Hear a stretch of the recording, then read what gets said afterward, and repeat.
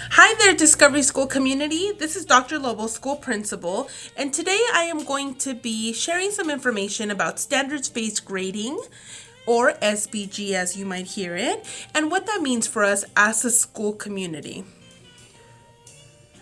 As a reminder, here at Discovery Elementary School, our mission is that each and every student will be able to learn in a safe, equitable, and rigorous environment that embraces diversity. Our vision is that we want to inspire the traits of stars, which is to stay safe, take responsibility, aim high, respect everyone, and shine bright, one day at a time. Through this presentation, our learning intention is to have better understanding of what standards-based grading is. Our success criteria is going to be if we are able to understand the purpose of standards-based grading and reporting and the important shifts in grading and instruction that are happening here at Discovery, and if we can identify what is being communicated in Power School as well as on the report card. So what is standards-based grading? Standards-based grading is an approach to grading in which we evaluate each individual student's progress towards mastery of the grade level standards. This type of grading truly gives us insight as to the academic learning that our students have acquired and how they are able to apply that content in the different areas of their learning. In traditional grading, we provide grades for students that are letter grades, and these are given for each of our subject areas. With standards-based grading, we truly look to see where our student is in the progression of mastery of skills for each individual standard for their grade level. Much like when we take our vehicle in for a diagnostic test, where we get information pertaining to each individual element within our vehicle's livelihood, right? We get information about the engine, specific information about the battery, transmission, the brake system, and then our tires. Standards-based grading gives us specific information for each of our grade level standards and where our student is in terms of mastery of the skills pertaining to each of those standards. So what is the process? First and foremost, our teaching is aligned to the grade level standards. Day in, day out, our students engage in peer-to-peer collaboration opportunities, other classroom activities, they complete practice assignments, and then they do complete assessed assignments. We then have our standards-based grade report card, which again provides us those details as to how our students are doing in the progression of mastery of the skills needed for each individual grade level standard. So the report card itself, when you are looking at the report card, you are going to see two different types of indicators. You're going to see the academic achievement indicators, which are a 4, 3, 2, and a 1. And then you're going to see the learner behavior indicators, which are letters. E for excellent, G for good, S for satisfactory, N for needs improvement, and U for unsatisfactory.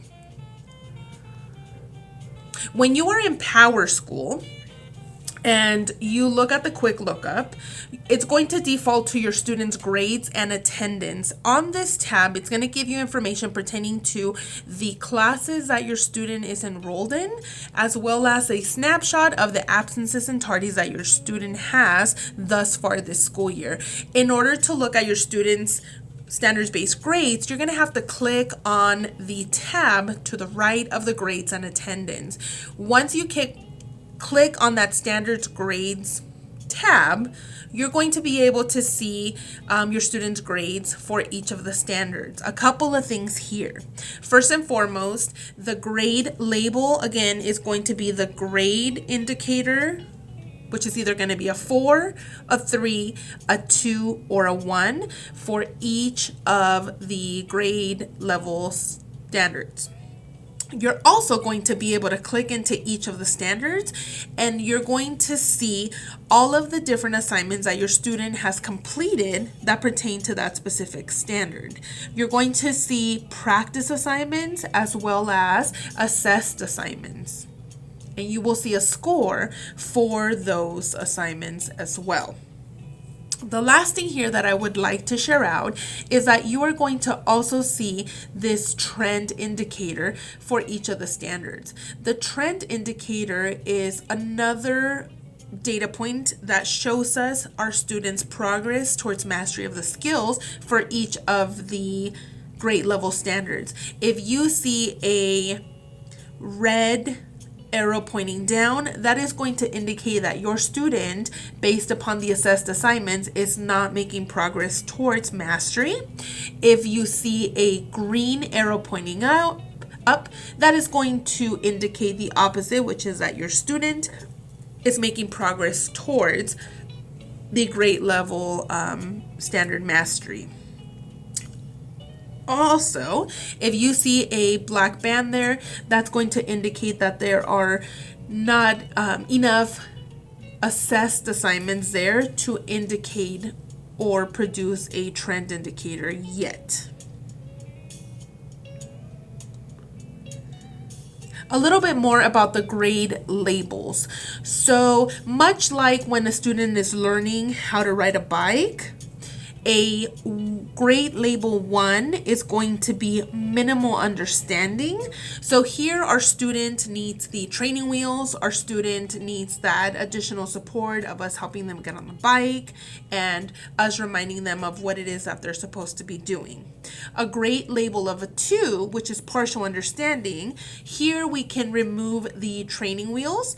Our student can go ahead and begin to practice getting on and off the bike by themselves. Yet we are still there, we're still providing that support, we're ready to catch them when they need that from us. A grade label 3, which is adequate understanding, which is here. Here our student, again, does not have those training wheels, and our student is able to get on and off the bike by themselves and confidently. We don't necessarily have to be right within the vicinity of them. They're able to maneuver around things and get from point A to point B on their own.